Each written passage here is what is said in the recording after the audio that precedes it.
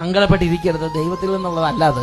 അതുകൊണ്ട് കുറ്റബോധം, നിരാശ, സങ്കടം, മനപ്രയാസം, വിഷാദം, ആകുലത, ഉത്കണ്ഠ, ടെൻഷൻ, സ്ട്രെസ്, ഇങ്ങനത്തുള്ള മേഖലകളിലേക്ക് നമ്മൾ എന്ത് ചെയ്യണം? നമ്മളിൽ നിന്നുള്ള ആശ്രയം മാറ്റി ദൈവത്തിൽ പൂർണ്ണമായിട്ട് ആശ്രയിച്ച് ടു ക്ലിങ് അപ്പോൺ ഹിം.